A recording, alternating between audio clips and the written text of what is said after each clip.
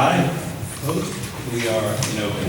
Ladies and gentlemen, thank you for your patience. And we were in closed executive session for two matters. One was student matters, and the second was a matter of attorney-client privilege. No action was taken. Now let's start the evening with our first public participation portion of the evening. Boys and girls, what that means is we have a paper, and some of your parents, you guys might have it as well, called an agenda. And there are a lot of things on this agenda that are numbered.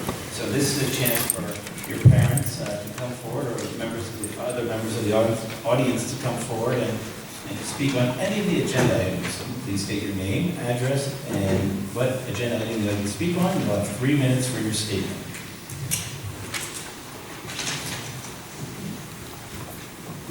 Hello, this is very loud. Jody Foy, 429 Seton Avenue. I just wanted to congratulate all of the Aldine students who are here on their PARCC scores and their NJS scores. Your parents and teachers are so proud of you, so congratulations. Yay! And also, it's agenda item number 4. I just wanted to give my personal congratulations and thanks to Mrs. Turpening, who has been a valued member of the community, all of the elementary schools. We wish her the best, and we're going to miss her. So thank you, Mrs. Turpening. Thank you, Mrs. Turpening.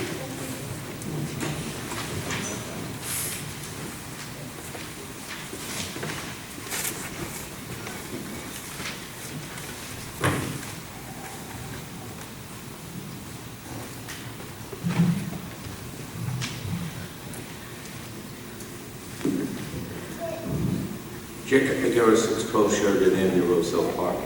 Ladies and gentlemen, the audience, viewing audience, members of the board, and especially the chair students, it's amazing. It's amazing. Thank you.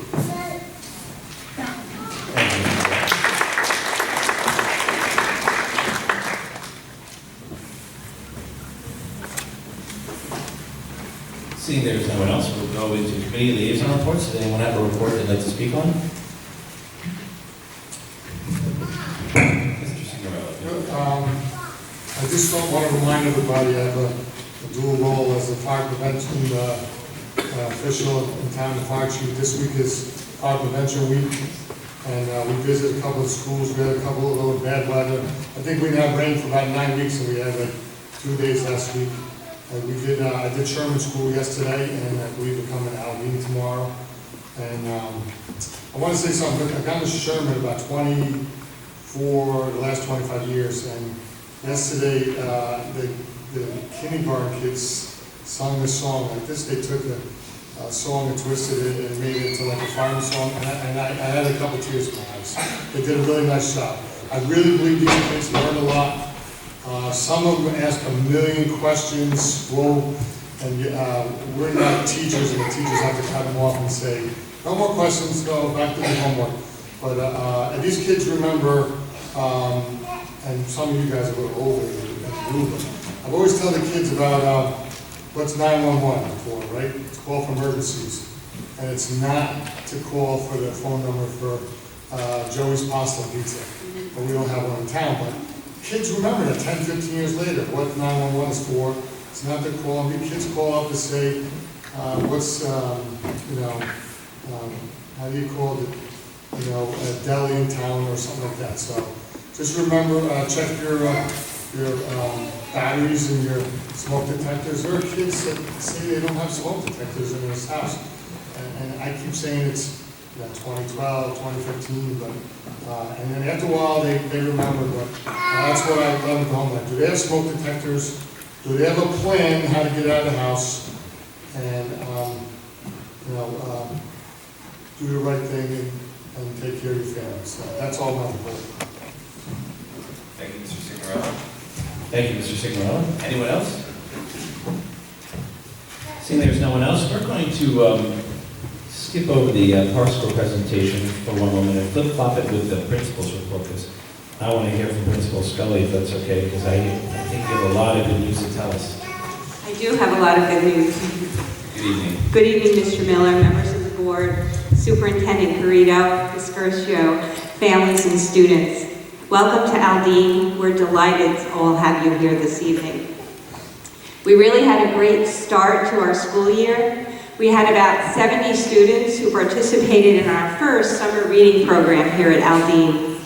Last June, every student was given a folder that included a reading log, lists of book suggestions that we had coordinated with the public library in Roselle Park, as well as individual reading levels for each child, so they could spend the summer finding just right books for them and read as much as they could. Students kept track of how much time they spent reading, and when they came back to school, we celebrated all of their hard work. Over 70 students received coupons, certificates, and through the courtesy of our very generous PTO, had the opportunity to select a book of their choice to take home and keep. So we're already planning for our summer reading incentive next year, and we're looking to have even more students participate.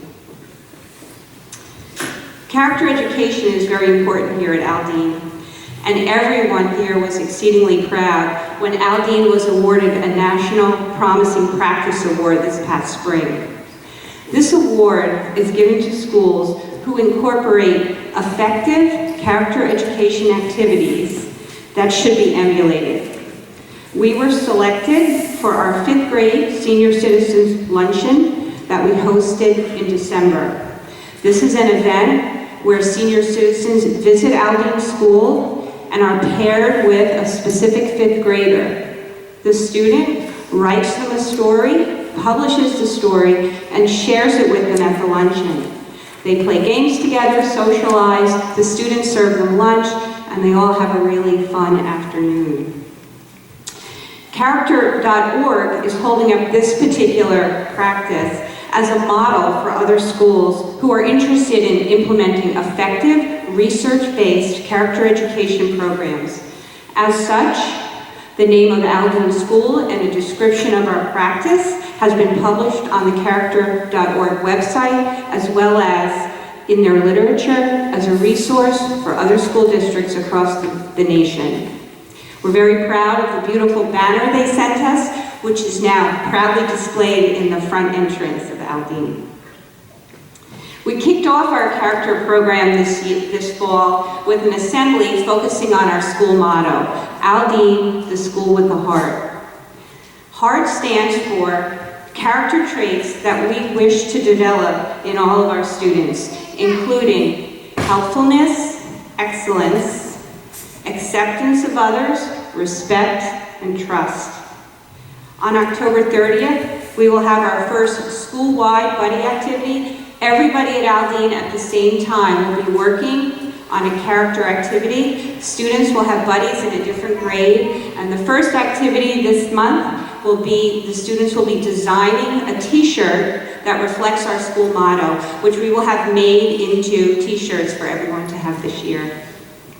Students are also working on a homeschool connection. Everyone brought home a heart where they're keeping track of all their respects at home, and we'll get those back at the end of the month, and we'll track how many acts of respect our students completed here at Aldine.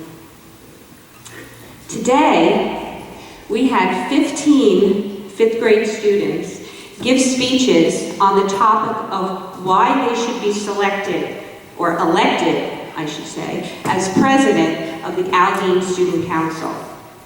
In order to earn the privilege of running for office, each student, on their own time, had to take time to write an essay explaining how they exemplified the 5 characters in HEART, or the 5 character traits in HEART, and how those character traits would help them make Aldine an even better place. It was very impressive to see these 15 5th graders up on the stage today and speak in front of an audience of over 300 people. I'm very proud of each one of them. Aldine hosted 2 Envision Parent Nights last week. We had one presentation in Spanish and another presentation in English. We were delighted that we had about 40 parents that attended, and we're especially appreciative of the efforts of 2 of our teachers, Ms. Jen Durkin and Ms. Alex Martino, who spent a lot of time practicing and presenting their presentations. We've started with our new science program, which is aligned with the next generation science standards.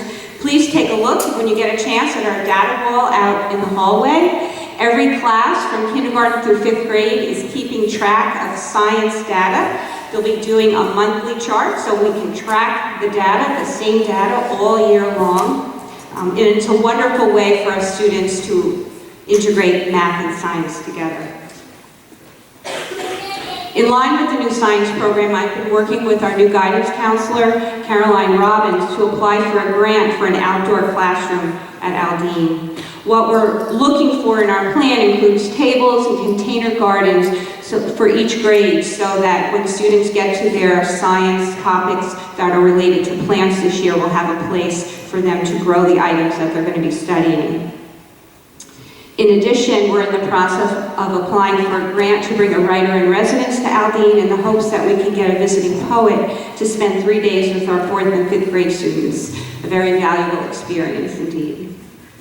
And yes, the Roselle Fire Department will be here tomorrow with our students from pre-K through 2nd grade. They were quite disappointed with the rain last week when the fire department couldn't come, so they're very, very excited to see them tomorrow. And that's my report, except for I would like to now acknowledge some of our students who are here to be honored for their exemplary performance on the NJS and the PARCC exams.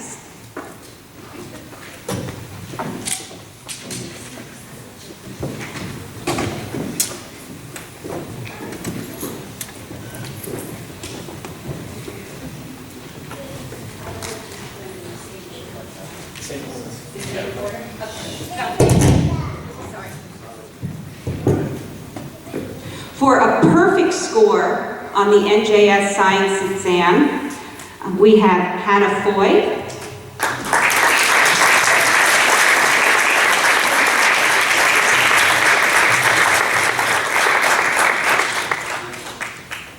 Jeremy Henry,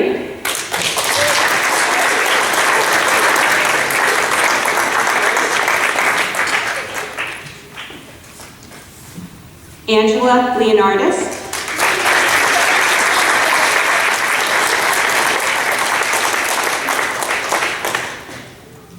Maysuria Pallavi,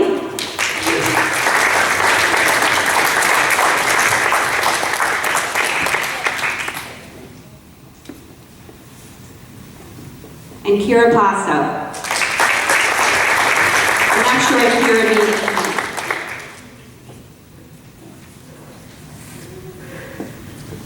And for an advanced proficient score on the New Jersey S Science exam, I'm very proud we have a lot of students. Tyler Brandyberry,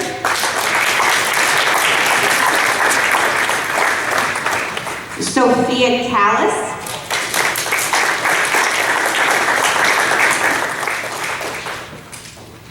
Camila Castro,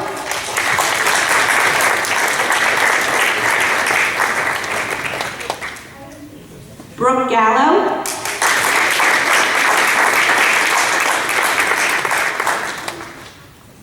Rafael Gomarez,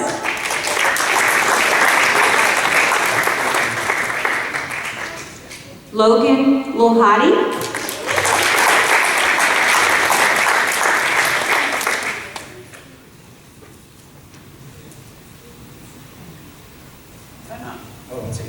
So we have Logan,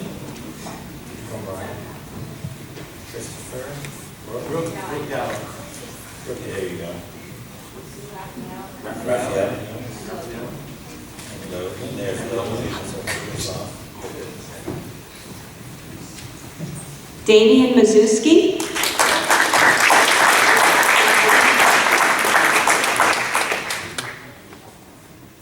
Irene Menace,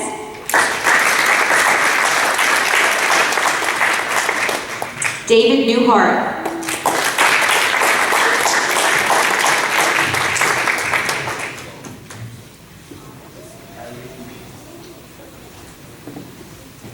Mariah Ortega,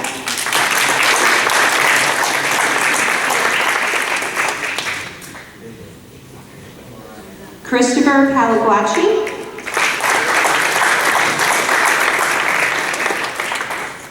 Ria Patel,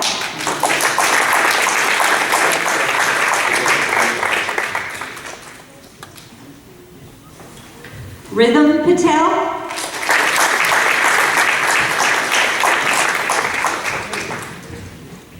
Sophia Perez.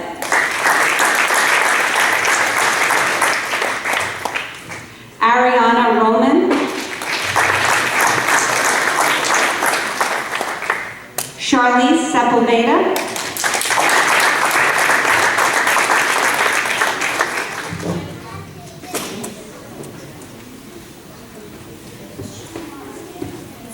Antonio Spano.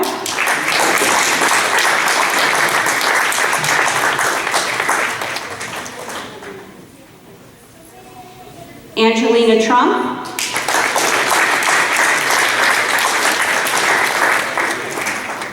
And Janessa Vargas.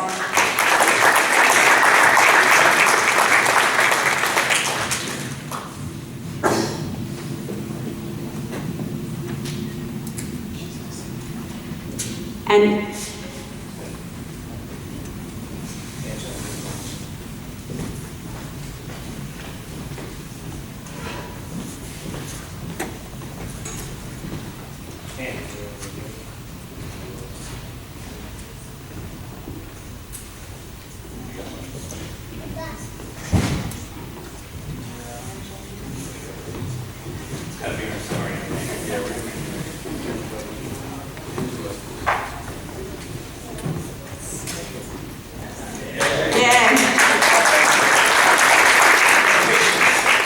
we had several students whose PARCC scores exceeded expectations in mathematics, and they're here to be honored. How about Stephen Gossama?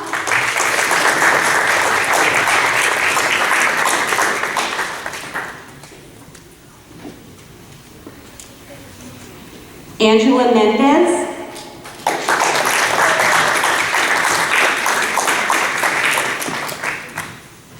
Michael Nieves.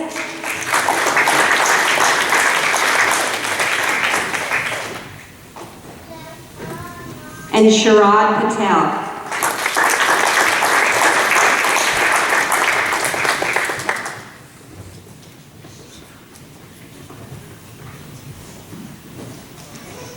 And for exceeding mathematics on the English language arts portion of the PARCC exam, we have Gerda Buka.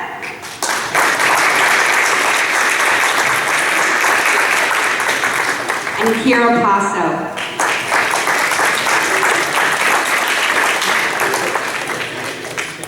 Congratulations to all of you. We're very proud of you. Keep up the hard work.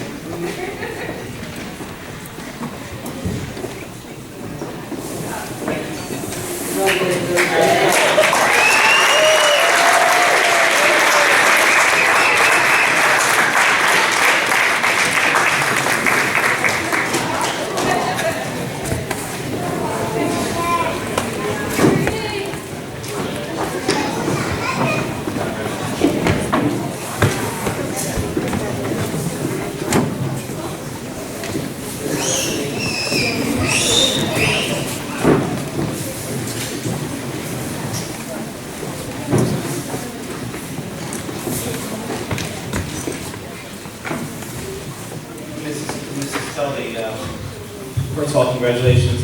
Thank you for the wonderful presentation. Learning and fun seem to be alive and well here at Aldine School.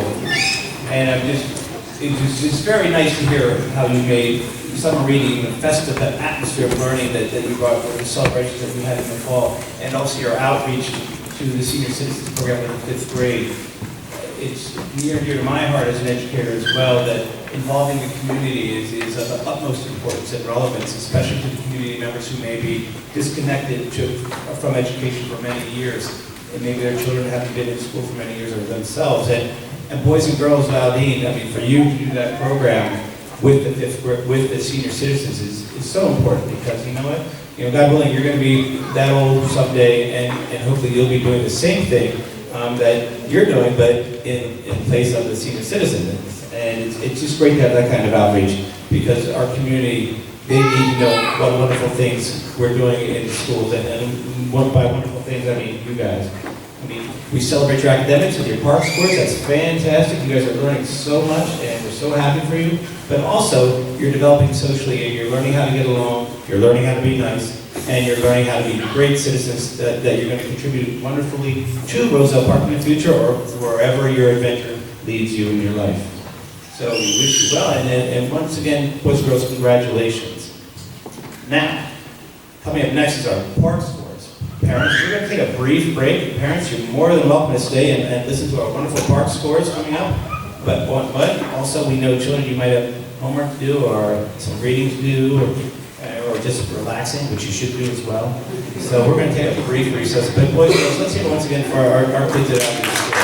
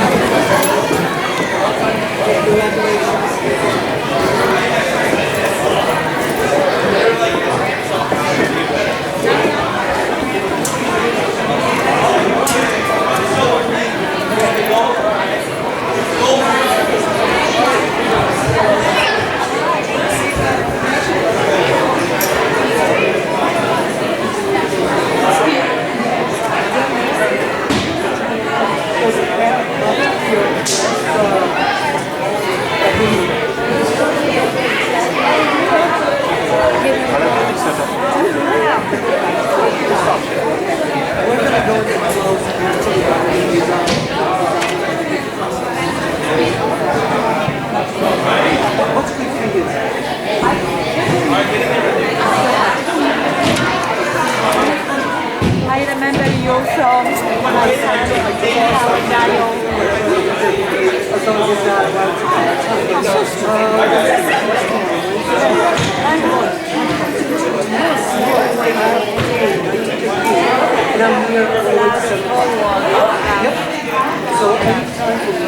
that's very important for him to see. Maybe in the future he will work with the computers, but Michał is working in New York with the computers. So he loves always the computers, Michael, or Michał, whatever you call him. We'll work everything out. Yeah, I don't want to keep you here too late. And the price of 432. Yeah, for 31. Thank you.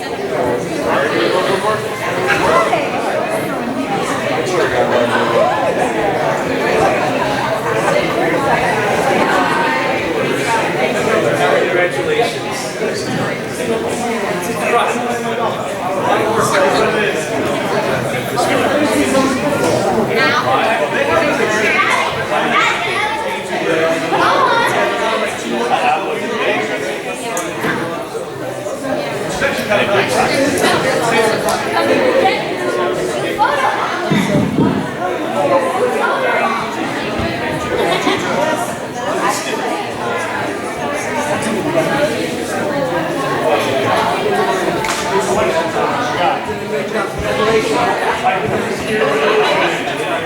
Congratulations.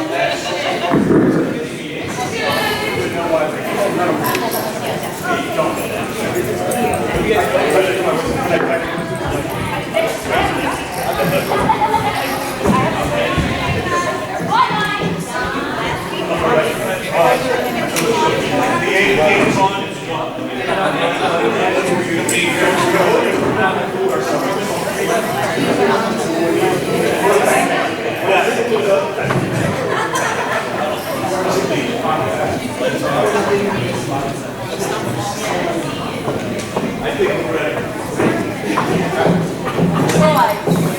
told you Mrs. Scully would explain it much better than I could have.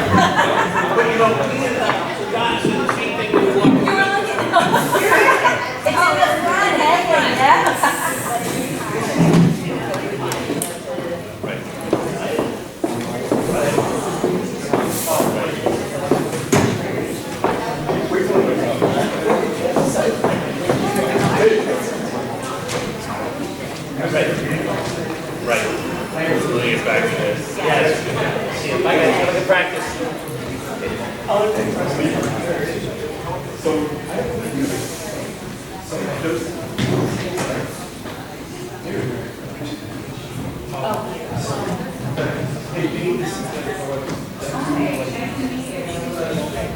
Good evening, Mr. Salvo, Mr. Garrido. And now we're going to proceed with our presentation of our park scores. Mr. Garrido, good evening. Good evening, Mr. Miller. Good evening, everyone, and those of you that stayed, thank you for staying. Before Mr. Salvo comes up to present the park scores, I just want to say a couple of words regarding park testing and everything that goes on. I just want to use a word of caution about testing. That testing is only one measure of how your students are doing. Mrs. Scully presented a wonderful presentation on everything that's going on here in LD, and we're very proud of all of that. When we educate a child, we don't only educate them for achievement and academic achievement, we also educate them in character and in everything else that we can to make sure that they're productive members of the society. So this is one, we definitely see great progress in our park scores. We have work to do still. This is a third year that the park test has been in place by the state of New Jersey. It's a computerized test. It's not an easy test by any means. Our students are being challenged like never before, ever before in education. And our teachers and our staff here are doing an incredible job in making sure that they receive the education that the best education they possibly can to do as well as we can in these tests. As in the past, and you're going to see from Mr. Salvo's presentation, our language arts scores are in par with the state average and above many of the grade levels. Math, we do have some areas that we're working on. We have a brand new curriculum, and I don't want to steal any thunder from Mr. Salvo's presentation. New program that's just brand new at the elementary level. Second year in the middle school, and we're working at the high school to also update our curriculum and our textbooks. So with no further to do, Mrs. Salvo, the floor is yours. Thank you, and thank you, Mrs. Salvo, for the presentation. Thank you, Mr. Garrido. Good evening, board members and parents. Thank you for those of you that stick around. Tonight's park presentation is broken into 3 segments, and I did cut down a little bit. I think in the 3 years. First year, there was a lot of information about the test, and as park has become more routine, I'm trying to cut down that amount of information. But of course, if there's any questions about the park test or anything you expected to hear in the presentation tonight that's not covered, feel free to email me and reach out so we can talk further about the test. Tonight's presentation is broken into three segments. First is really to paint the state and the local context for the park assessments. Then getting into our performance levels and analysis overview and the actual language arts and math scores. And the last section deals with additional resources that are available to parents and the public to learn more about the park test in general and also to interpret the score reports we received earlier this year.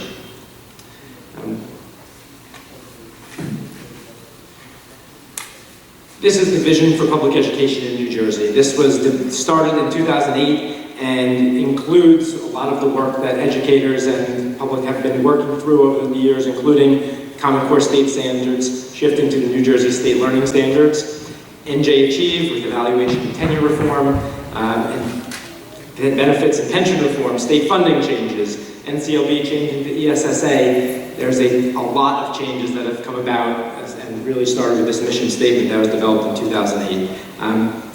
There's a lot of changes that have happened in the last couple of years, none more than really what led up to PARC a couple of years preceding PARC and a couple of years after PARC became the state assessment. And kudos to our teaching staff and my administrative colleagues for making sure that all these changes have been implemented here in Roselle Park, as well as they have been over the years. A little history about the test. In 2015 was when New Jersey adopted the Partnership for Assessment of Readiness for College and Careers, which is the acronym PARC. Students now take English Language Arts and Math PARC tests digitally in grades 3 through 11, and this past year in the spring was the third time that our students in grades 3 through 11 participated in the PARC test. In years past, last year, I emphasized the success of our graduates by pointing to the myriad of colleges where our students were off to after graduating from Roselle Park High School, which again, we wanted to highlight that again. This list is a more abridged list, but this is simply of where our class of 2017 graduates have headed off to after leaving our high school. Same point that I emphasized last year is something that I firmly believe since the first day I walked in as principal of Robert Gordon School till now being in the central office in my current role as curriculum director. We always have and continue to prepare students for college and career success. I think Mr. Garrido emphasized the point of, and Mrs. Scully did a great job of pointing out character education programs and things that we do outside of PARC that we really hang our hat on here at Roselle Park, and our students really rise to the occasion. However, this year, what I wanted to go a little bit further in that our college preparation doesn't really start in 11th grade. It starts earlier than that, and one of the emphases that has been taking place over at the high school for quite a while and is now a district-wide initiative is STEAM, science, technology, engineering, arts, and we use A for arts and architecture, and mathematics. When talking about where our students are going after they graduated from our high school, these are some of the internship opportunities that students in 10th and 11th grade have been participating in the last few years, which are quite impressive and really provide the type of experience and activities and rigor and real-world experience that colleges are looking for, that employers are looking for, that our students are having these kind of internships and experiences with Goldman Sachs Girls Who Code, the Keene University STEM research, where our students are leaving our high school and engaging in real cancer research with scientists in science labs that is just incredible to see and to hear the students explain these things over at the high school is just incredible. But like we said, our college and career readiness is based on the current and constantly changing environment that our students enter when they graduate from high school. That we are trying to make sure that we know what's happening immediately after graduating from high school and try to put our students in the best position to be successful immediately as graduates. We have been excelling in STEM at the high school for a number of years, and our programs and some of our accolades, winning robotics competitions, winning architecture competitions, national competitions, not local competitions, national competitions, and we're looking toward the future to some of the points that are made about computing jobs that are unfulfilled, the annual starting salary for computing jobs, and to give ourselves some kudos as a school district. 34% of New Jersey schools with AP programs are offering AP computer science, which we are able to offer to our students. We're offering AP classes and far exceeding the average of what most schools in New Jersey are able to offer. So kudos to our entire school district and to our Board of Ed for supporting this kind of forward thinking that we've been able to produce at our high school and now bringing down all the way down to our youngest students in kindergarten who are having some experience with coding now in our curriculum. Turning our attention to PARC, the PARC performance levels are broken down into 5 bands, starting at level 1, which is not yet meeting grade level expectations, moving into level 2, partially meeting grade level expectations, level 3 approaching, and the target which we are looking for is to get our students into 4s and 5s, which are to consider the passing scores That's where we want to see our students at either level 4 meeting grade level expectations or level 5 exceeding grade level expectations. One point that I like to make when we're talking about performance levels, it is a local decision about promotion from one grade to a next. It is a local decision about criteria to participate in enrichment programs and basic skills programs. We made a conscious effort with all of the information surrounding PARC when PARC was first initiated that we pulled away from using that data in any placement decisions. Now with PARC being 3 years, we are looking at potentially including it in some of those decision-making, in those decisions. But we really pulled away and put our faith more in our local assessment, that our teachers had more control over, that we know the assessments well, and that we can look at the data and believe that it's accurate, more so than we have with a new test that came into play 3 years ago. But with time, this is our third set of PARC data. Now we're starting to see trends, we're starting to see that we can rely on the data to make some decisions, but we're still making a slow transition back to using this data in our decision making. In terms of looking at the data, when we look at the district and school level data for math, ELA, and our language arts scores are now broken down into both reading and writing, so we can get a little bit more clear picture of how our students are doing in literacy and by grade levels.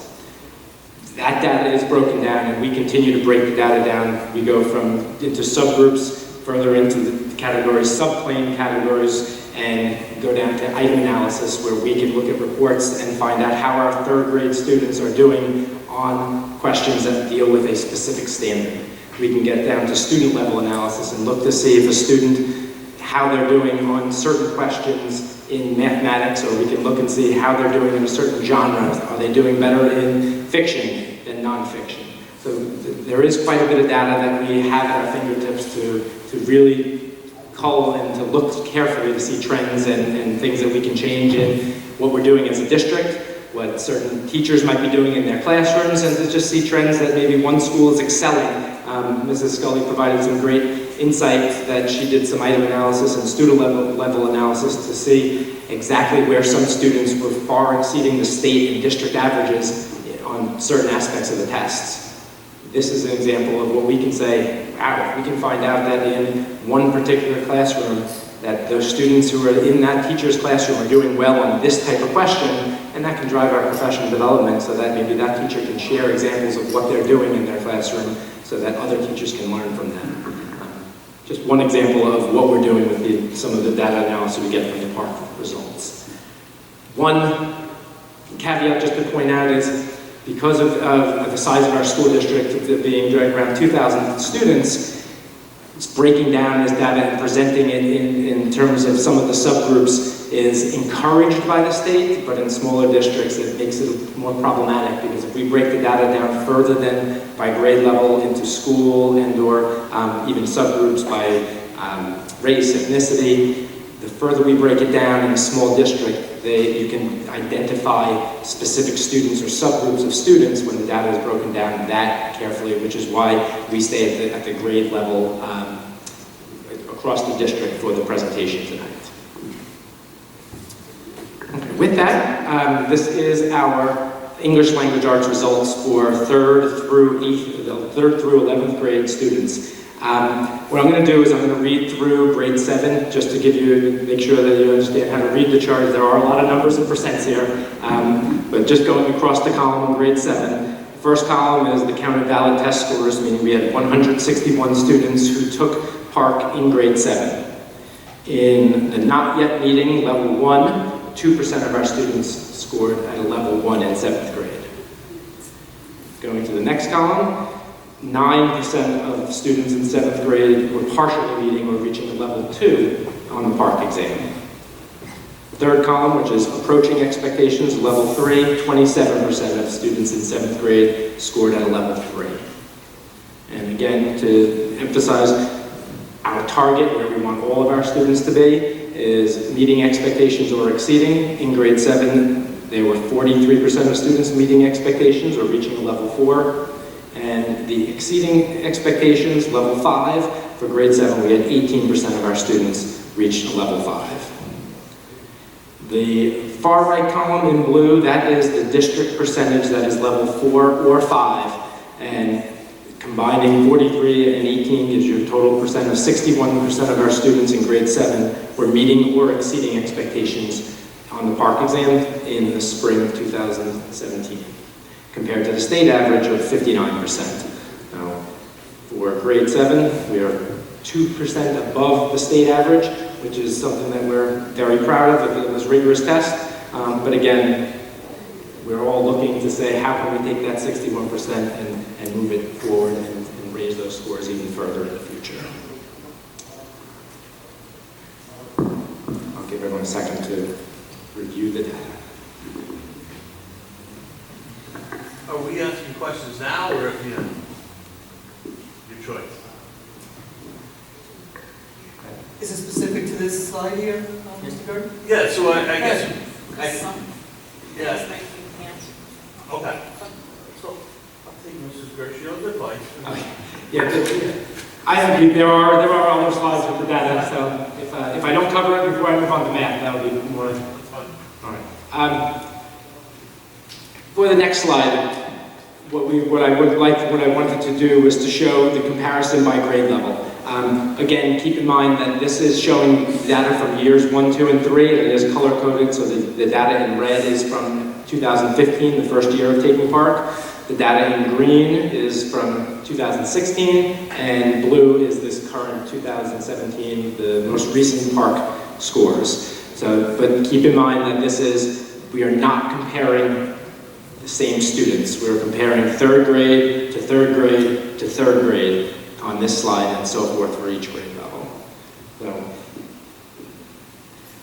in the far right column, the change percent, this is the change percent from the red spring of 2015 to current. So we're looking at 3 years, how would we score from the first time we took PARCC to the most recent time.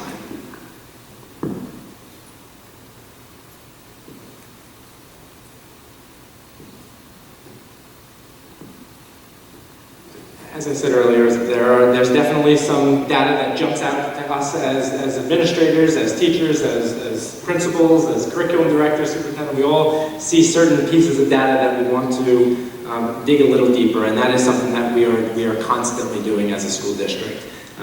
Obviously, the one part that jumps out to me and says, "Ooh, let's look at that first," is 8th grade. That you're looking at a decline of 14% from the first year to the last year. But if you look a little closer, when you're looking at from 16 to 17, we stayed static in that grade level. There's a lot of different variables that are factored into the test scores.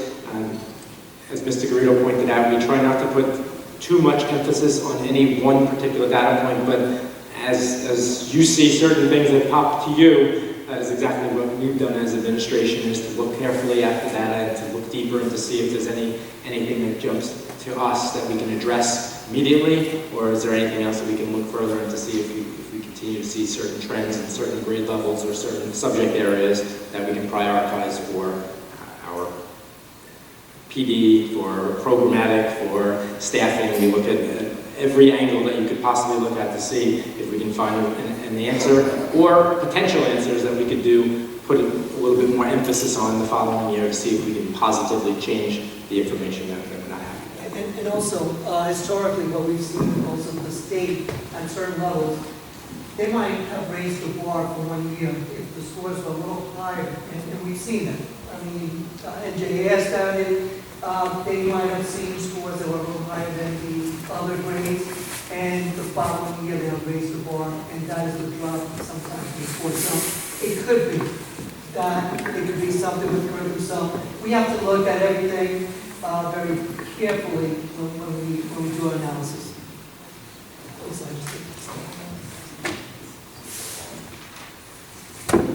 I know what we like to look at is to see if we can see trends with the same students. So this next slide is comparing 2006 the second year of park administration to the current year, the spring of 2017, to compare the students from one grade to the next. So now we are looking, this comparison is comparing the same students taking the park assessment in one grade and the subsequent grade that they move up to. So, for example, the spring of 2016, the first column, third grade, there was 56% of the students were meeting or exceeding expectations. And in spring of 2017, those students moving into fourth grade, 53% of those students were meeting or exceeding expectations. Again, this slide is showing, comparing the same students from one year to the next.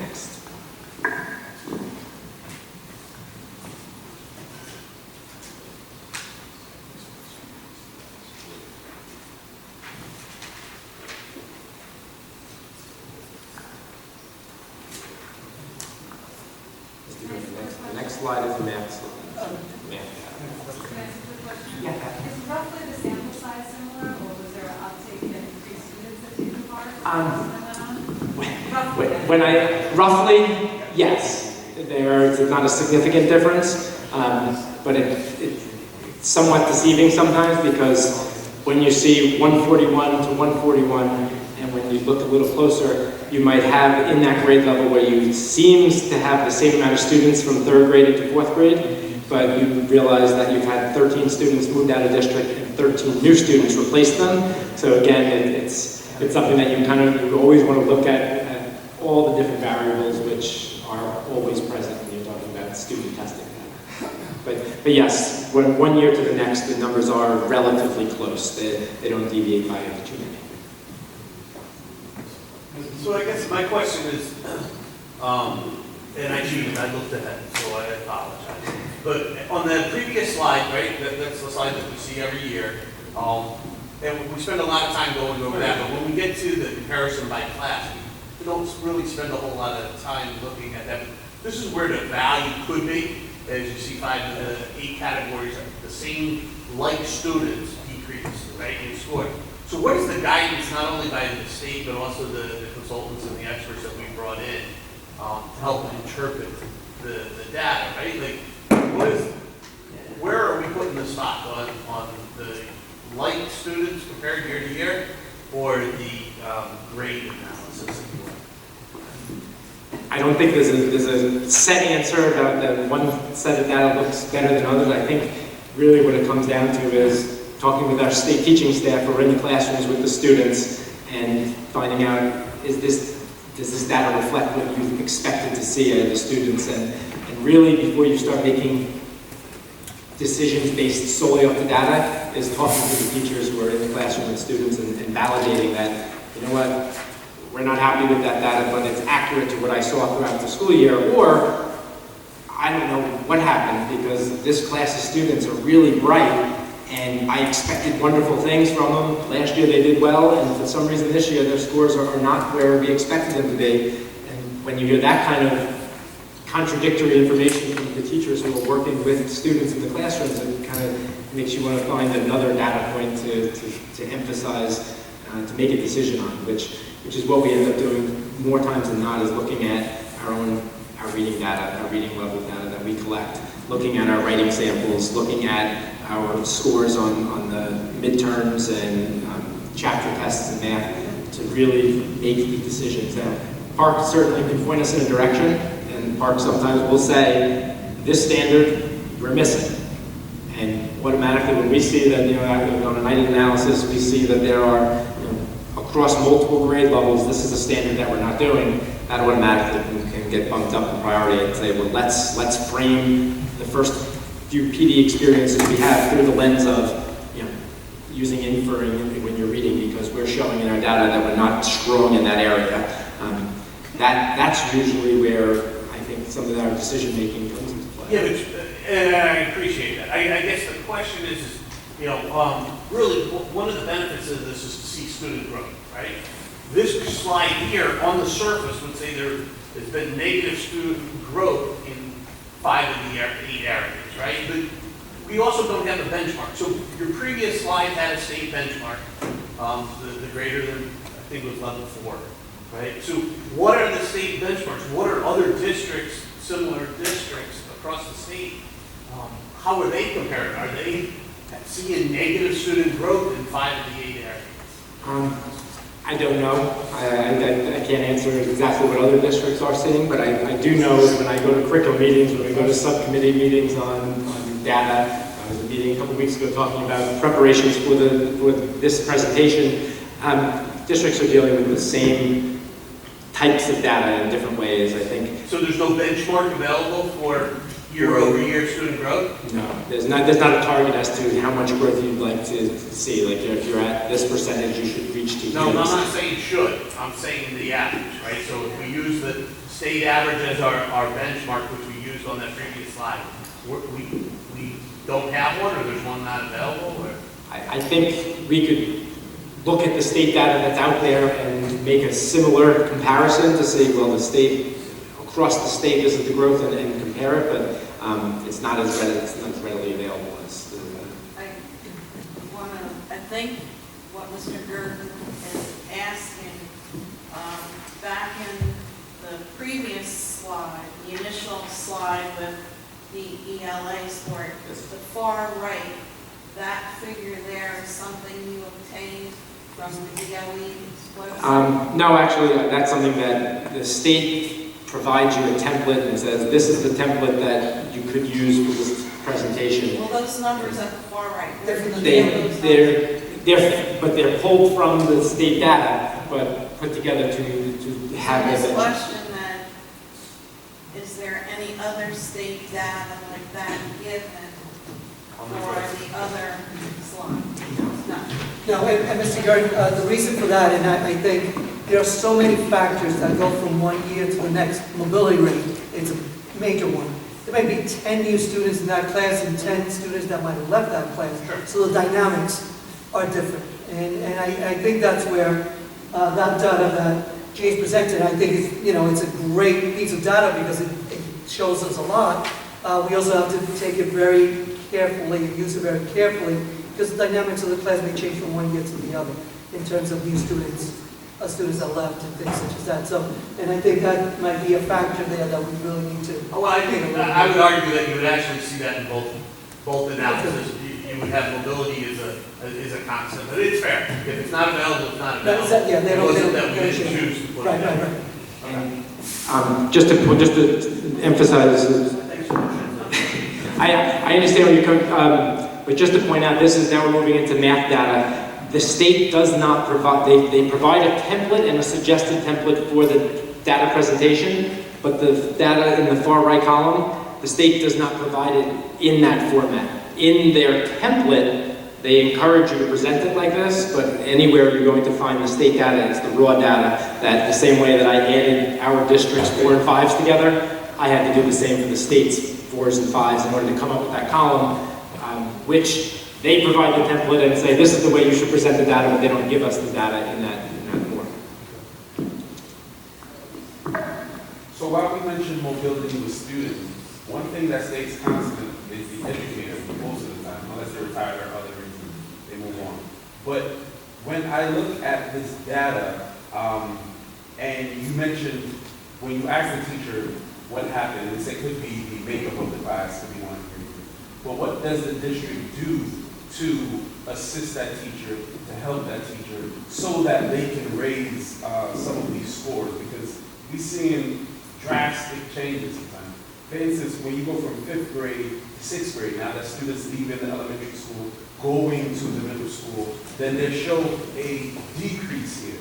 But when they're in the middle school now, it seems like for 2 years, when they go from 7 to 8, you've seen an increase. So what are we doing on the middle school level to help those teachers prepare these incoming students for this test? I think one of the major things that we've done in the last couple of years is instead of each building having 2 staff meetings, that now buildings have 1 staff meeting and 1 meeting a month is designated as an articulation meeting so that we can have cross-level communication so that 5th grade teachers can work with 6th grade teachers, 9th grade teachers can work with 8th grade teachers, so that that transition that we're seeing they can communicate and try to plan and prepare and communicate so that transition isn't as drastic as it's been, so that we don't see that big drop from 5th grade to 6th grade that we're seeing. The other thing we're doing to prepare teachers is to provide the best professional development that you can, because I think something that has become much more important with the rapid changes in education is that we're asking teachers in the last couple of years, to use elementary teachers for example, I think a couple of our teachers will support this point very much so. We've asked them to learn how to do a reader's workshop. We've asked them how to do a writer's workshop. This year, they're learning a brand new set of science standards. They're asked to communicate and coordinate with teachers who are coming into their classroom to implement a new STEAM computer science program.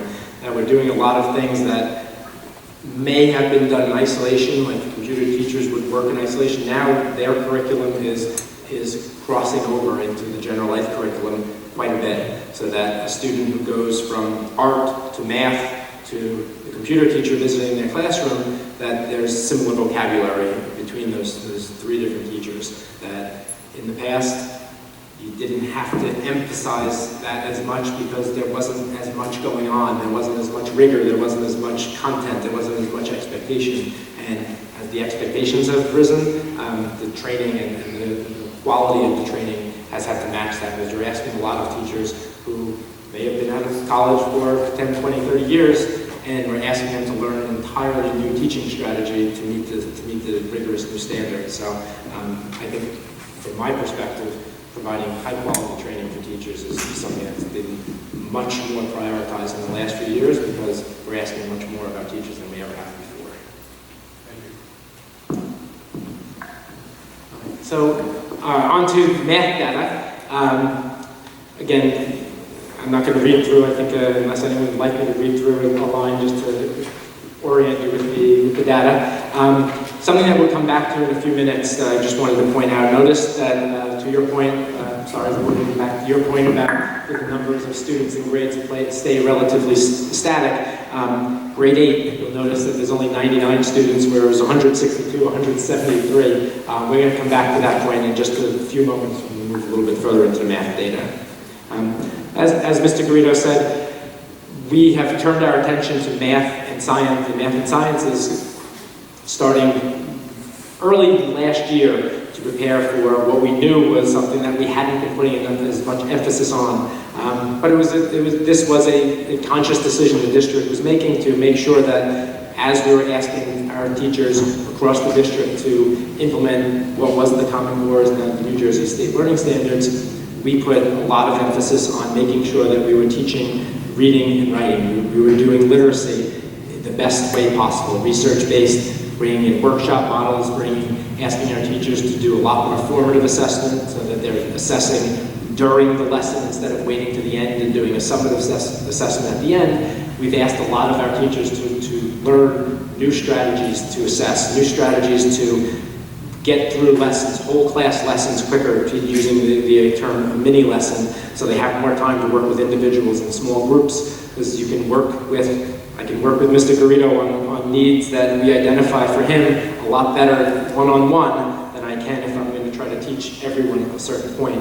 And we've asked our teachers with quite a bit of training, really emphasizing K through 8, is to learn these new ways of teaching for literacy, and we're doing an amazing job.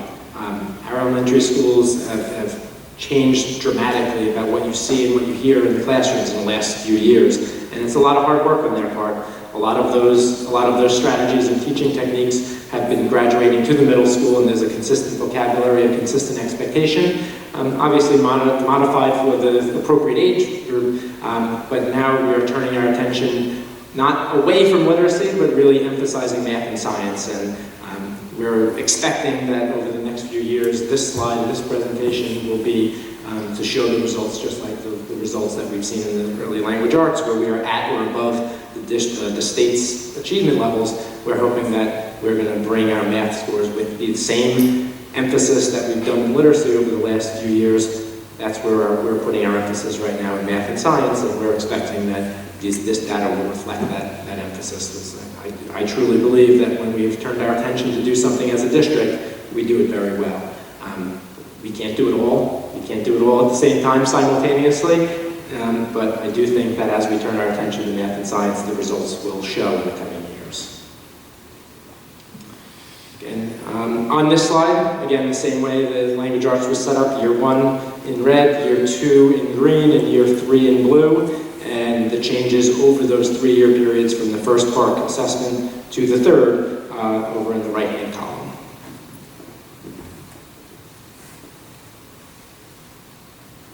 Are we the same student? This is by grade. So this is 3rd grade compared to 3rd grade compared to 3rd grade, 9th grade compared to 9th grade compared to 9th grade.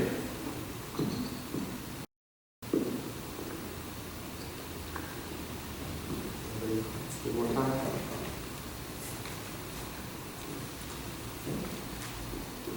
On this slide, before I show the data, I wanted to point out that, and I'll get into exactly what I mean by this in the next slide a little bit more specifically, but it becomes very difficult to make meaningful comparisons using PARC math results in 8th grade and above. 7th grade is the last year where all students take the same PARC exam. Starting in 8th grade, the math PARC exam becomes based on what math courses you're taking in the classroom. So for this slide comparing the growth from year 2 to year 3, the comparisons go 3rd to 4th, 4th to 5th, 5th to 6th, and 6th to 7th. And I'll illustrate exactly what we mean by the challenges in the upper level math courses.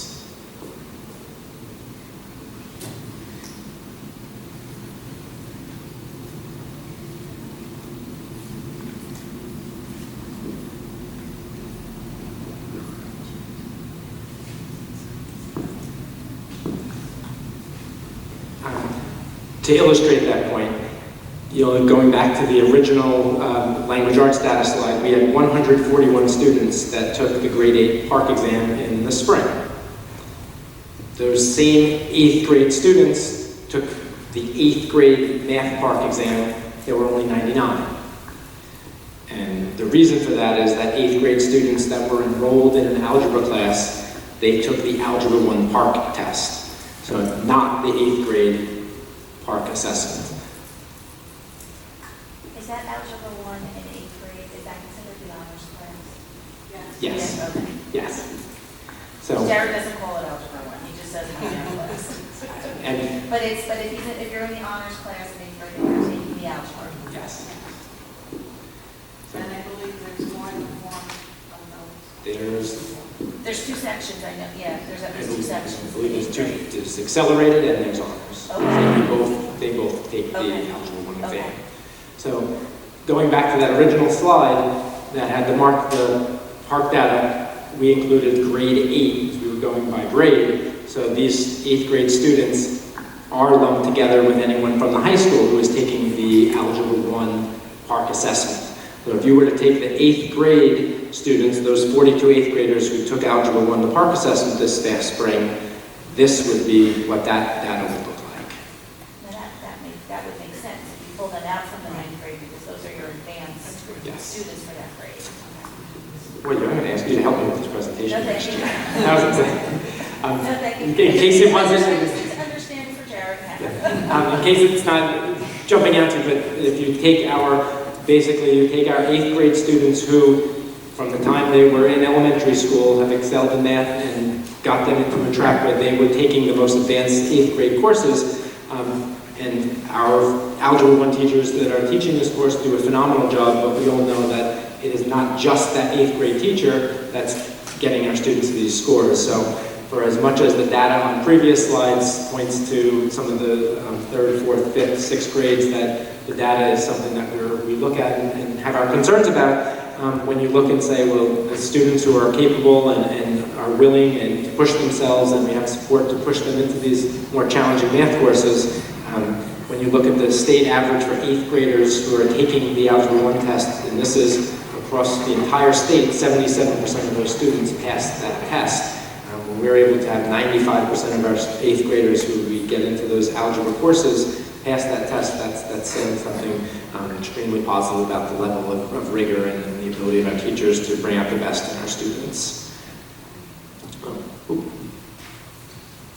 So to that shows you the difference between 7th to 8th grade.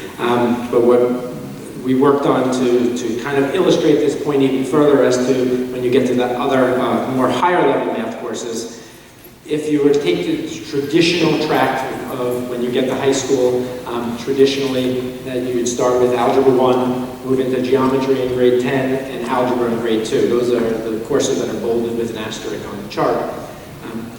In our 9th grade at the high school, we have some students who are taking Algebra 1. We have some students who took Algebra 1 and now have moved into Geometry, and we also have students who are dual enrolled in math who are taking Geometry and Algebra simultaneously as 9th grade students.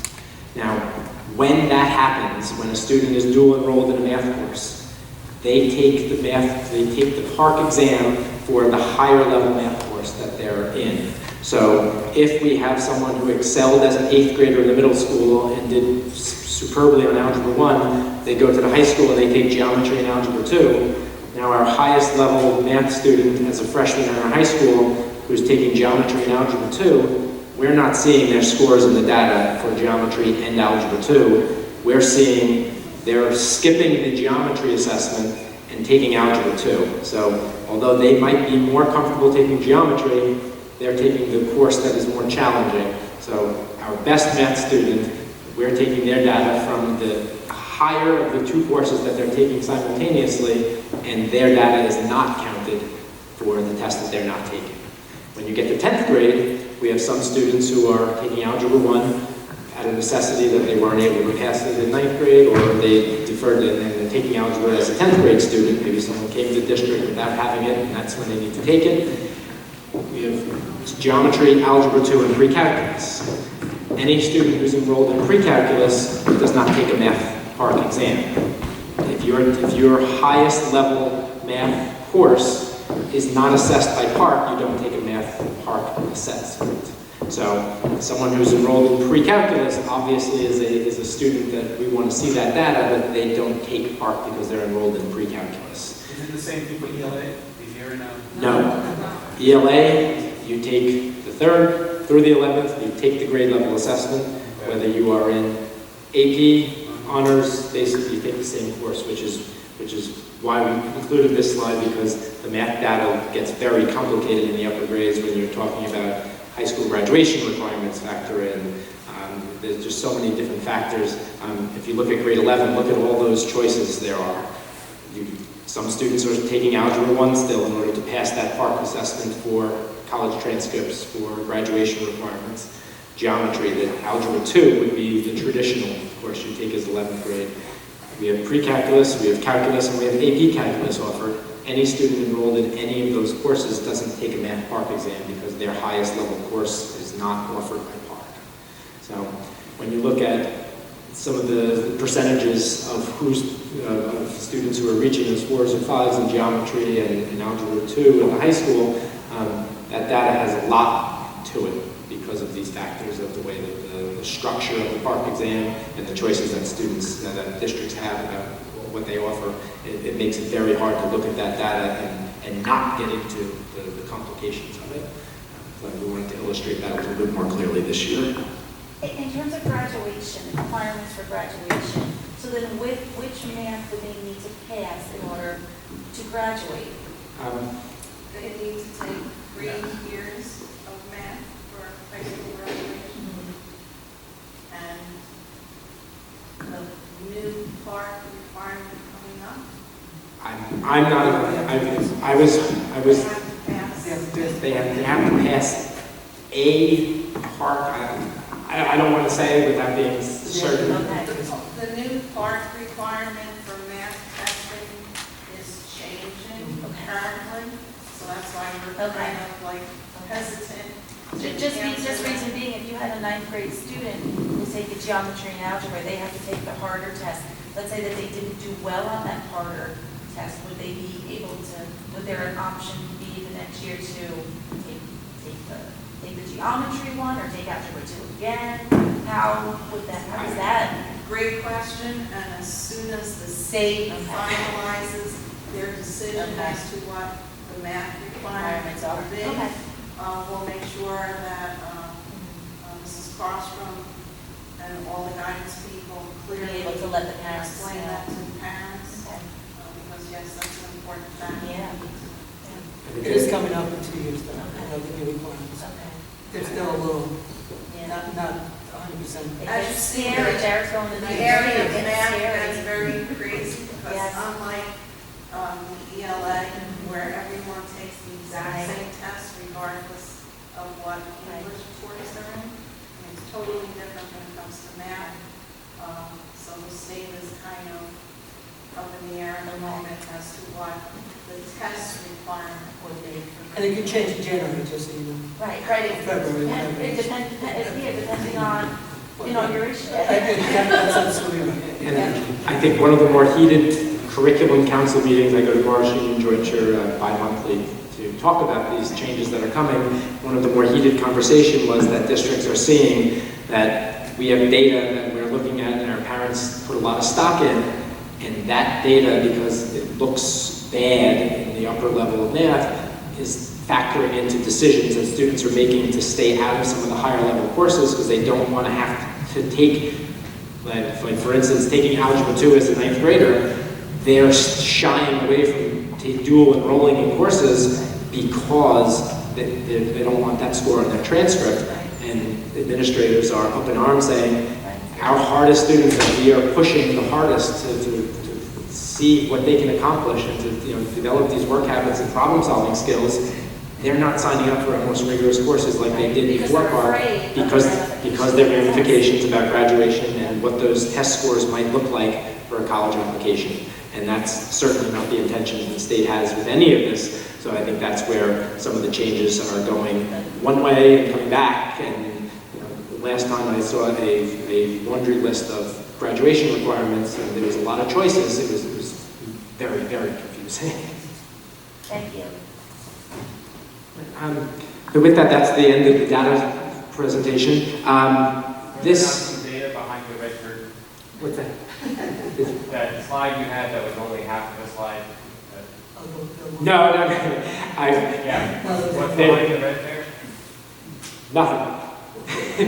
The red was made to emphasize the challenges of the upper grades, which is leading into the other slides. There's no curtain, no extra curtain there.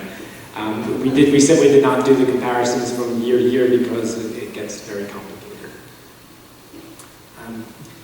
For parents, this is the parent guide to the score report. This is what the report looks like, and this is the different levels explanation of how to interpret the reports, because there is a lot of information on it. Beyond the parent guide to the score report, there's a ton of information. I did update the links to make sure all of them worked. Last year there was a couple of questions just about understanding the new lingo of the PARCC test.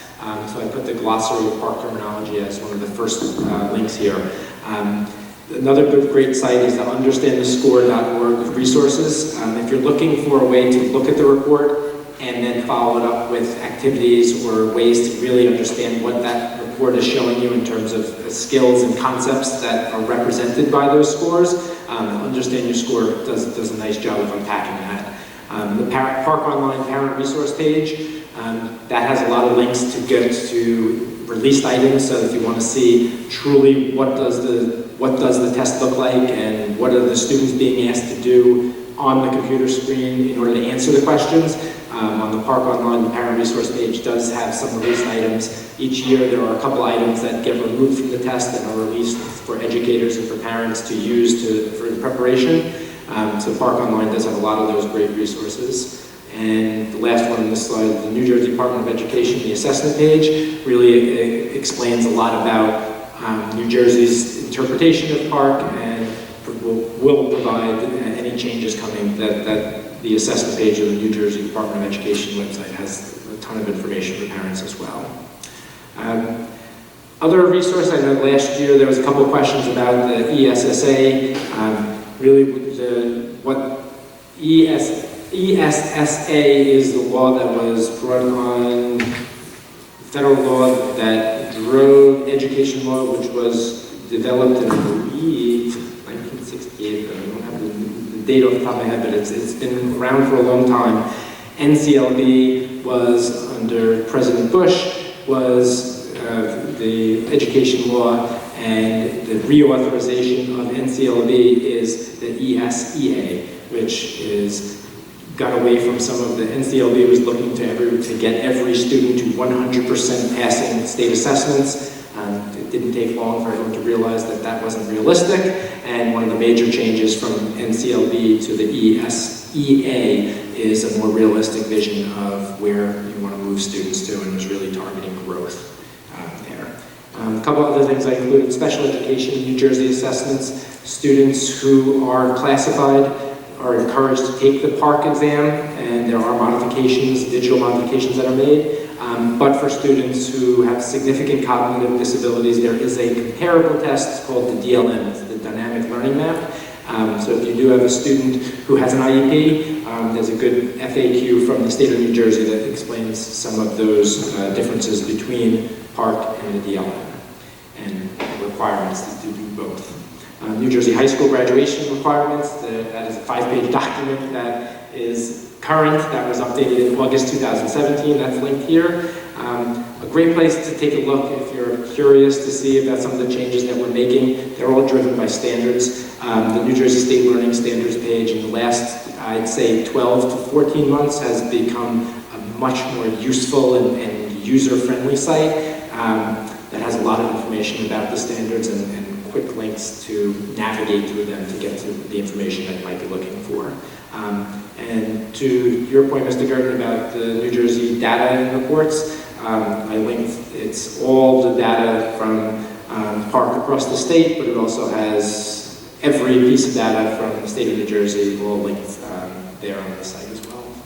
You can see where I got from the data to create those slides. That's it. So thank you very much for joining us. If there are questions, I'd be happy to take them. I have one slide I didn't see is the breakdown of individual elementary schools. We don't break it down by schools. One of the reasons why is we don't want our schools to be fragmented and say, oh, Aldine does good on this, what's going on there? We do look and we do analyze school-based, and we do use that information to drive some decisions as professional development and trying to understand what we can learn from one school that's excelling in one area and how we can share that information. But to break that down and present it is more detrimental, I believe, to the school district than helpful. So you do it internally? Principals do it. Principals do it. Okay. Yes. Okay. This presentation will be on the website tomorrow, Mrs. Alvo, it should be up? I'm not sure. I sent it over. It should be either some point tonight, but definitely tomorrow by mid-morning at the latest. But I think the tech director didn't hear back. I asked him to make sure it was after 7 p.m. It might already be there if he got there. Did you know that, Josie? No?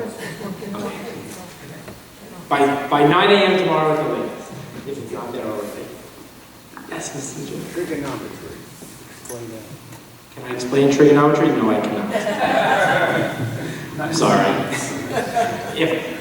If we offer that as a course, I can certainly tell you how I'm going to help to develop the curriculum to make sure there's guides for teachers, but to explain the concepts of trigonometry, I'm never going to be able to help you with that.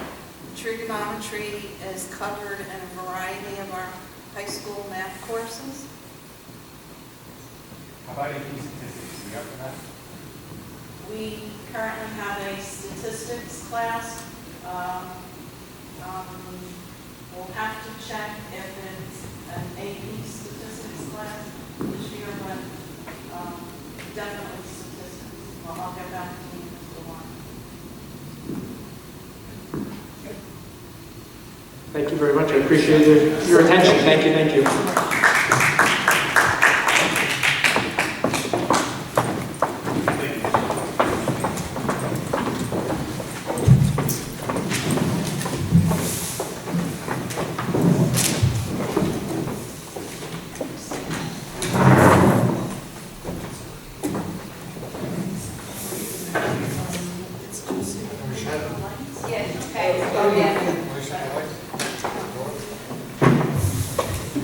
Thank you, Mr. Salvo, for the presentation.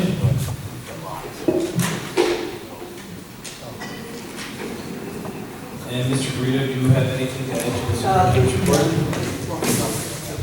Okay. Thank you. We'll be reporting on it. Thank you, Ms. Garrido. And now we'll go on to personnel, where I'd like someone to make a motion to approve agenda items 1 through 6. 1 being degree changes, 2 being change of assignments, 3 being staff appointments, 4 being staff retirement, 5 being district substitutes, 6 being staff development, and that's it. Do I have a motion? I'll make that motion. Mr. Burton, second? Second. Second, Mr. Cancino. Are there any questions or comments? I wish Mrs. Turpinning a wonderful retirement and thank her for all the wonderful things she's done for our district and for our children, being a TNG teacher. Roll call, please, Madam Secretary. Vice President Harms, Mr. Bowman, Mr. Cancino, Yes. Mr. Gurton, Yes. Ms. Powers, Mr. Sekou, Yes. Mr. Signorella, Yes. Mr. Vita, President Miller. Yes. On roll call, motion carries. Thank you, Madam Secretary. And now we're on education, where I'd like someone to make a motion to approve agenda items 7 through 10. 7 being education programs, 8 being travel and expense reimbursement, 9 being harassment, intimidation, bullying incidents, and 10 being educational trip requests. Do you have a motion? So moved. Mr. Cancino, second. Second. Second, Mr. Sekou. Are there any questions or comments? Seeing there are none, all in favor? Aye. Opposed? Those items are passed. And next, we're on to business, where I need someone to make a motion to approve agenda items 11 and 12. 11 being approval of bills, and 12 being use of buildings and grounds. Do I have a motion? I'll make it. Mr. Gurton, second. Second. Mr. Signorella, are there any questions or comments?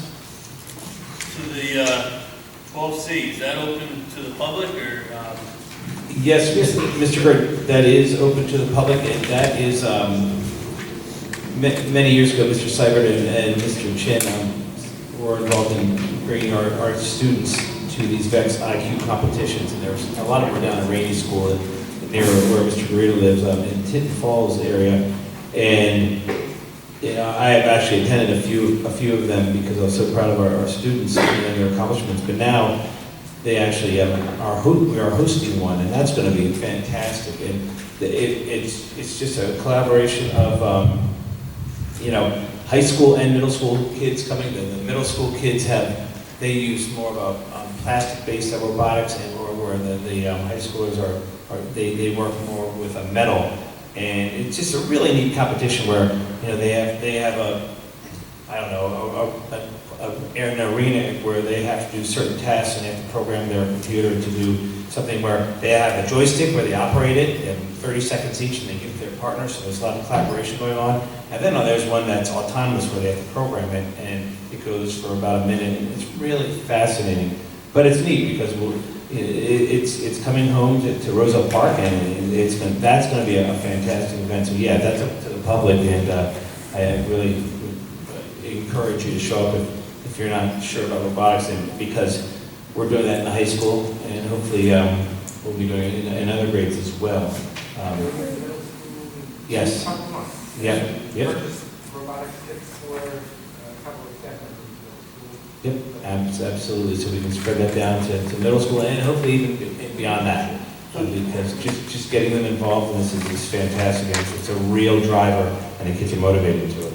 So, Mr. Miller, yes. President Miller, I appreciate you providing the background and the advertisement. I actually had a question before we voted on it, though, trying to understand the agenda item.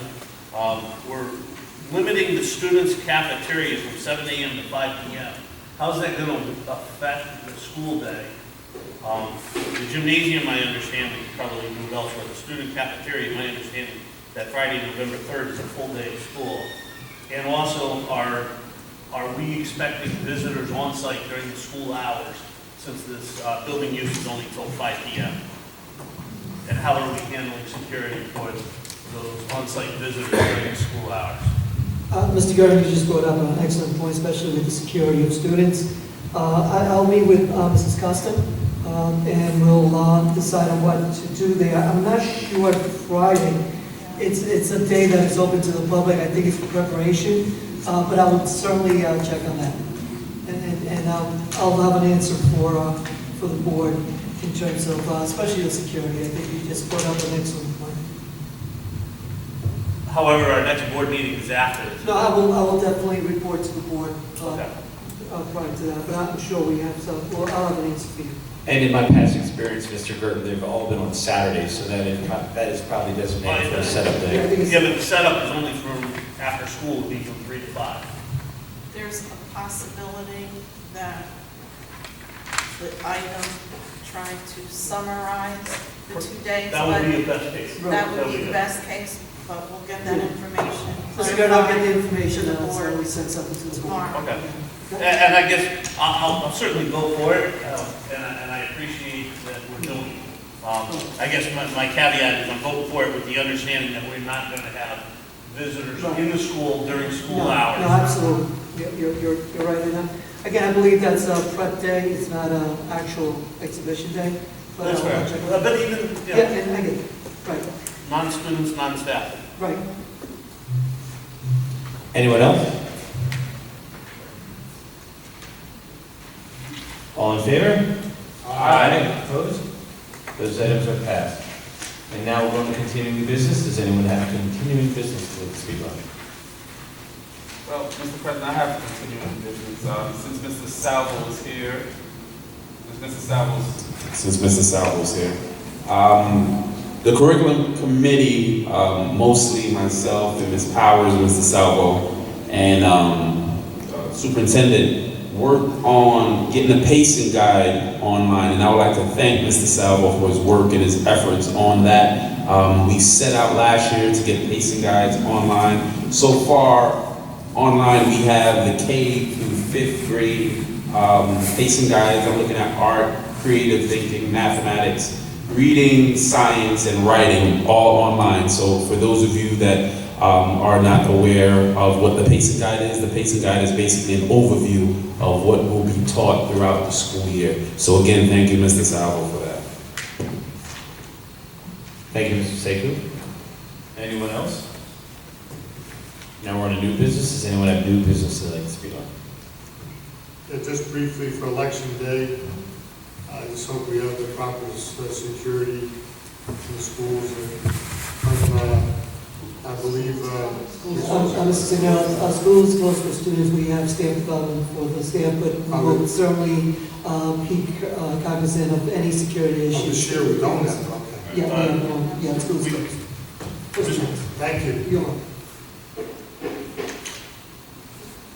Under new business, we also have to have a plan, right, for Mr. Guerrero. I know we're closed for election day, like in June, whatever it is, Yes. primary day or whatever. We have one session Yeah. scheduled for that, yes. So we still need to Mr. Sigaralla's point, we need to make sure that security is arranged Yes. early in the morning. For early Absolutely, morning. absolutely. We will have a police officer in each of the 2 buildings that are used for election.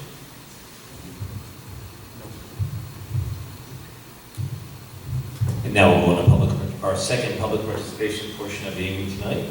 And if you'd like to come speak on anything, please come forward, state your name, address, and what you'd like to speak on. You'll have a maximum of 3 minutes for your statement. Yeah, sure.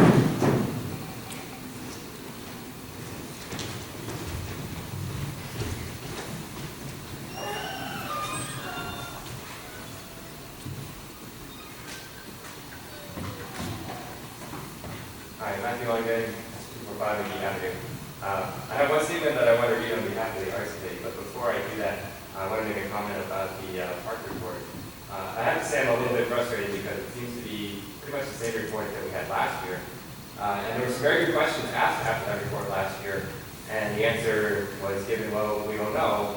And again, this year, this report was given, and some of the same questions were asked, and the answers were pretty much the same. We don't know. We're given a slide with a very impressive up inverted triangle of data that can be presented in terms of item analysis and individual student reports.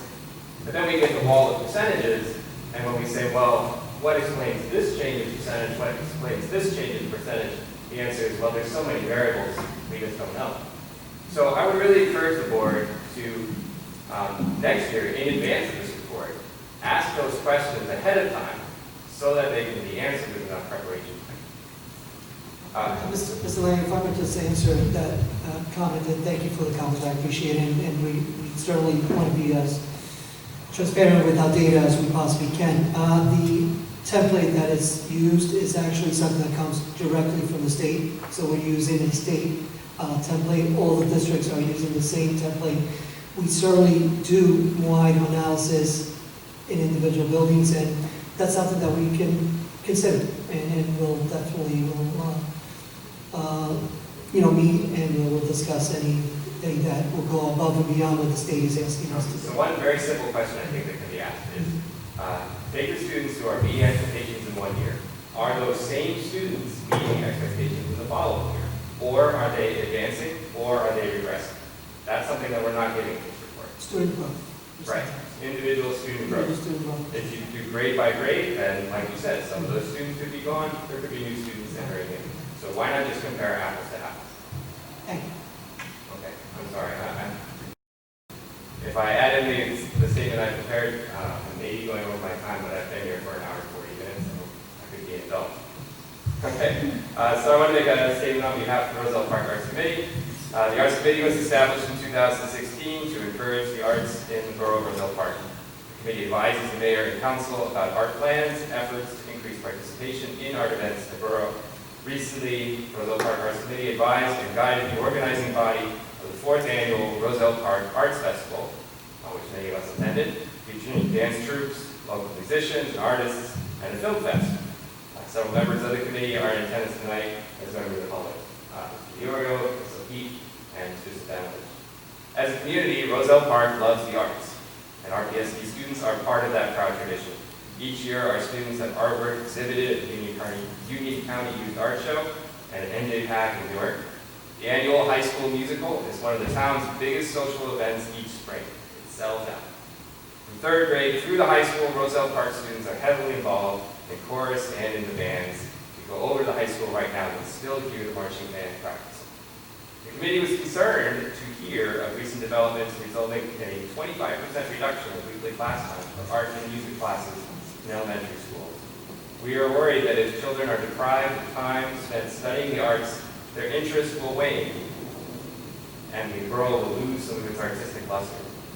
Furthermore, if the district fails to meet New Jersey standards for arts education, it will make our community less attractive to families looking for good schools. The committee wishes to underscore the value that the community places on art education at all grade levels. We are available to advise and willing to collaborate with all parties involved, be they administrators, teachers, or board members. As partners, we can move forward to provide the best possible school arts education and community arts promotion program possible. We hope that Roselle Park Loves Arts becomes not just a slogan, but also a mission. Thank you. Thank you, Mr. Lang.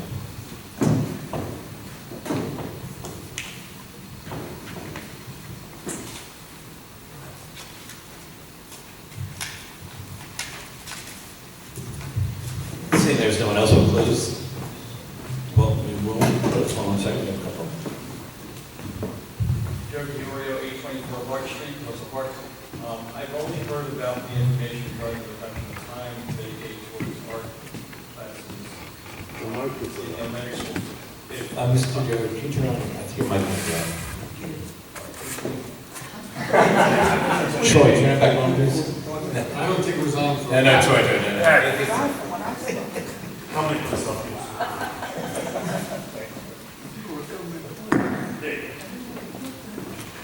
My apologies. Not being fully aware of the specifics regarding the potential reduction of time towards art courses or classes at the elementary school level, could you provide some information so that we as a committee can be a resource to others that may have similar questions? The purpose of the committee is to provide resources available and work collaboratively. So if there's any information that we could we could share that with the public also, if there's any available.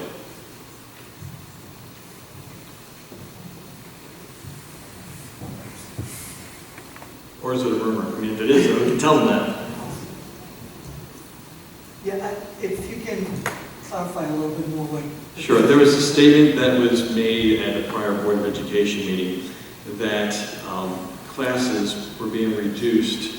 The time for certain classes were being reduced, in particular arts classes.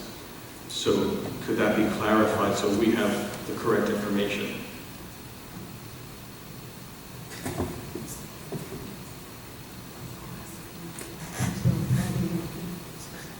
Yeah, well, I can certainly discuss it with you as part of the Arts Committee. Okay. Mr. Orr, so if you can stay up. I do have to run. Oh, want call my office? If possible, we do have a monthly meeting. Okay. And it is an arm of the governing body. So it might be useful for us if we can work schedules could work out, we can have you. Absolutely. Why don't you call my office, let me know when you're available. Sure. Or, you know, The committee, Yeah, every night. Absolutely, we'll meet with you and Great. discuss it a little bit more. Thank you, appreciate that. You're welcome. And Mr. Gioro and Mr. Langen, we appreciate you guys reaching out to us, and I think creating a dialogue with the Arts Committee would be beneficial for our district. Hello. So here's the 150 Pearl Street. So this is my understanding. At the beginning of the last meeting, a statement was read regarding adherence to a contract that was agreed to by parties. So my question is my understanding correct that 10 minutes is being taken away from art class, music class, gym class? It's not a cumulative, it's just 10 minutes from certain classes so that teachers can have that prep period. Is that correct?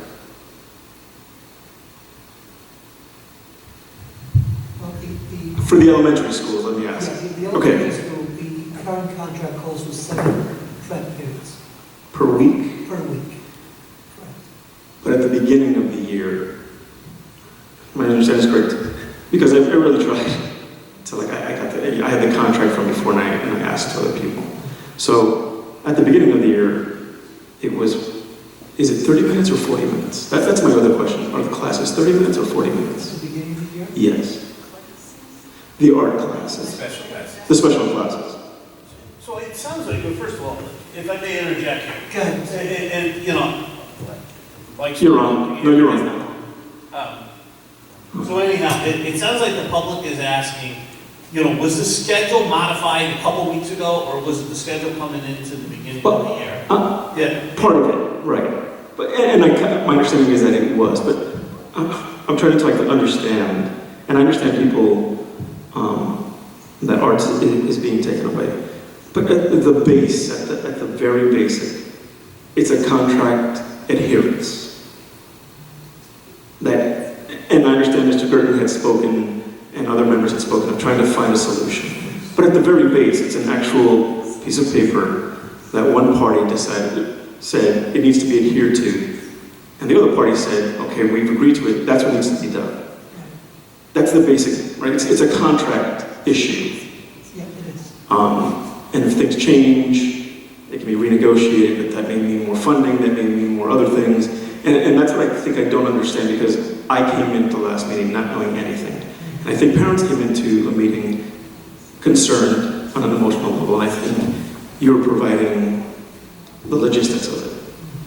So I'm just trying to understand, art is not being taken away, music is not being taken away, gym is not being taken away. It's being lessened because the time frame is being reduced because there's a contract out there that parties agreed to, and one party said, line 7 says this, I want to adhere to this. And it's only for the elementary schools, it's not the high school, it's not the middle school, because they change classes.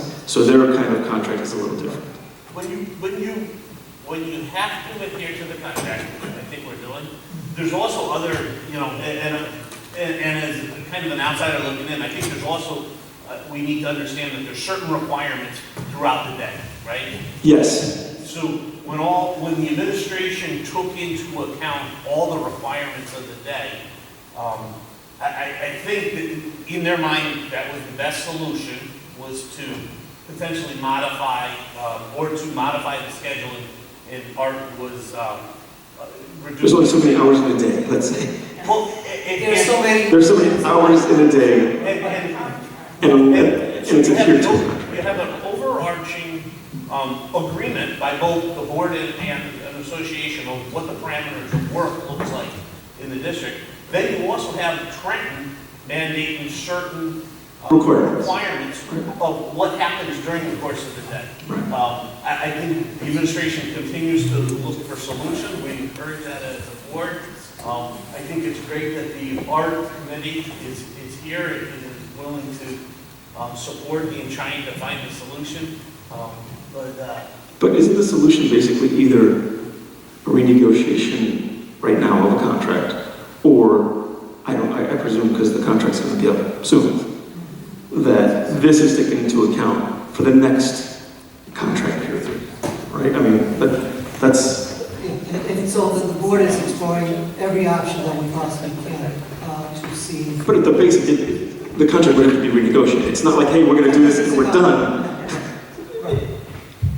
Oh, thank you very much, because I just needed to, because I really was, I mean, I'm not the smartest guy, but I kind of tried, but I came in here, I had no idea. And I can understand parents, saying art, but the conversation kind of was geared to a reactive kind of thing. And I don't want to say it was hyperbolic or they were, end of the world, but I could see it affected them. But I don't think anyone explained, because I asked people afterwards. I said, so who made, how did this come about? And then I was told about that there was a change, but then I referred back to the statement that said it's a contract negotiation. But I don't think the parents understood that. I think the parents thought that you would say, okay, we can do this. But there's another party that's involved that has to agree to that. Yeah, I think Mr. Gordon certainly said it correctly. Thank you. There's a contract and there's the state requirements as well, and we only have. And that requires money, or some sort of negotiation that would either be resource or funding. Those are the only two things you can negotiate in the contract. And that's the only thing that would have to be negotiated. Thank you. And just out of protocol, Mr. Harms, Mr. Lita, and Mr. Yes. Bowman all gave. Thank you very much. We like the extra homework.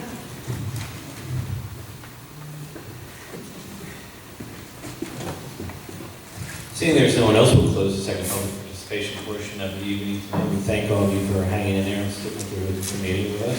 Someone took. And I would like someone, we are going to go into executive session. I'd like someone to make a motion to go into executive session. How long will we be in executive session? A maximum of 30 minutes. Cut to. For reasons of attorney-client privilege. I'll make that motion to go into closed session. Mr. Gerken, second? Second. Second, Mr. Vincent, all in favor? Aye. Opposed? We're going to close. We'll be in approximately 30 minutes. If you want to hang around, we'll be back around 9:30. Very close.